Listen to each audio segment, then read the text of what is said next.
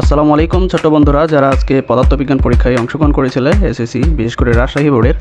আজকে আমরা রাজশাহী বোর্ডের যে 25টি পদার্থবিজ্ঞানের উপরে এমসিকিউ এসেছে তার নির্ভুল উত্তরগুলো দেওয়ার চেষ্টা করব। তাহলে চলুন শুরু করি। প্রথম প্রশ্নটাই হচ্ছে, নিচের কোনটি নবায়নযোগ্য শক্তি? উত্তরটি হচ্ছে বায়োমাস। তোমরা এখানে ব্যাখ্যাটা দেখে নিতে পারো রেফারেন্স হিসেবে। দুটি গোলক, একটা হচ্ছে পি, একটা 4C5b এবং কিউ 10C2v দ্বারা যুক্ত করা হলে নিচের কোনটি সঠিক?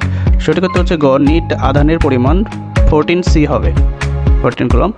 ব্যাখ্যাটা দেখে নাও তোমরা। নিচের কোন রঙের আলোর তরঙ্গদৈর্ঘ্য সবচেয়ে কম? এটা সবাই আমরা জানি, উত্তর হচ্ছে ঘ, বেগুনি। দৃশ্যমান আলোর মধ্যে লাল রঙের তরঙ্গদৈর্ঘ্য সবচেয়ে বেশি এবং বেগুনি সবচেয়ে কম। দাঁতের চিকিৎসায় আয়নায় কোন ধরনের প্রতিবিম্ব গঠিত হয়? উত্তরটি হচ্ছে অবাস্তব ও বিবর্জিত। মহাকর্ষ বলের কারণে তেজস্ক্রিয় নিউক্লিয়াস থেকে বিটা রশ্মি বের হয়। সকল প্রাণী ও বস্তু ভূপৃষ্ঠের সংলগ্ন থাকে। বস্তুর ওজন অনুভূত হয়। নিচের কোনটি সঠিক? এখানে প্রশ্নের প্রতি 4টা অপশন ছিল রোমান সংখ্যায়। উত্তরটি হচ্ছে 2 এবং 3 নম্বর, অর্থাৎ সকল প্রাণী ও বস্তু ভূপৃষ্ঠে সংলগ্ন থাকে। আর 3 নম্বর হচ্ছে বস্তুর ওজন অনুভূত হয়। নিচের কোন মাধ্যমে শব্দের বেগ সবচেয়ে বেশি হয়? আমরা সবাই জানি এটা উত্তর হচ্ছে হীরা। কঠিন মাধ্যমে শব্দের বেগ সবচেয়ে বেশি আমরা জানি। লোহা, পারদ ও পানির চেয়ে হীরার স্থিতিস্থাপকতা বেশি হওয়ার কারণেই শব্দের বেগ বেশি। নিচের কোনটি লব্ধ একক?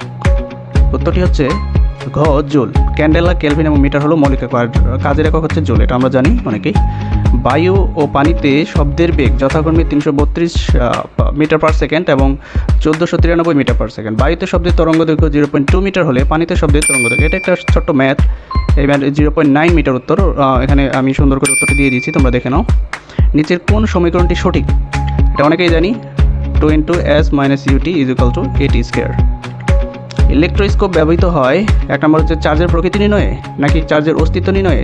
3 নম্বর হচ্ছে চার্জের পরিমাণ নির্ণয়ে। ইলেকট্রোস্কোপ কিসে ব্যবহৃত হয়? আমরা উত্তরটি জানি হচ্ছে 1 এবং 3, অর্থাৎ চার্জের প্রকৃতি নির্ণয়ে, এবং 2 নম্বর হচ্ছে চার্জের অস্তিত্ব। এই দুইটা নির্ণয়ে ব্যবহৃত হয়।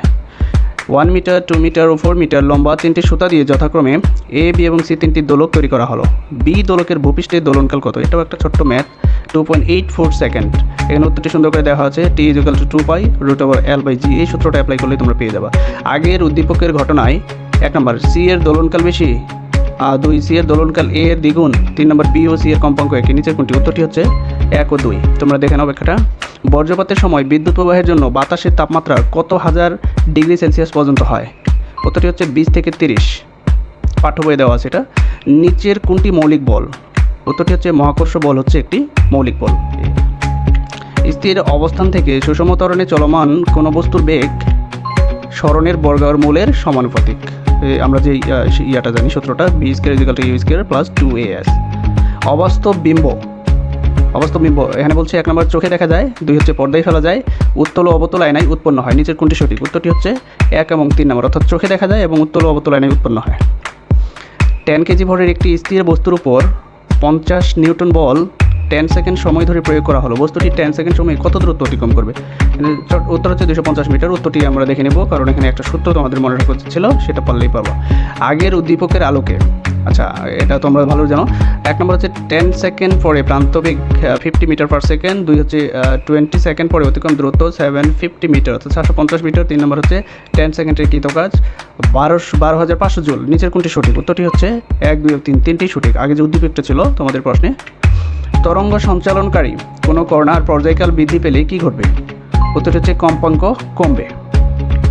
নিচের কোনটি কুলম্ব ধ্রুবকের একক? কুলম্ব ধ্রুবকের একক হচ্ছে n² c/2। এককের গণিতক ও উপগণিতকের ক্ষেত্রে 1 হচ্ছে প্যাট্রোমিটার, ফ্যামটোমিটারের 10⁻30 গুণ, 2 হচ্ছে প্যাটামিটার, ন্যানোমিটারের 10⁶ গুণ, 3 নম্বর হচ্ছে গিগামিটার, ন্যানোমিটারের 10⁻18 গুণ। নিচের কোনটি সঠিক? উত্তরটি হচ্ছে 1 ও 3 নম্বর।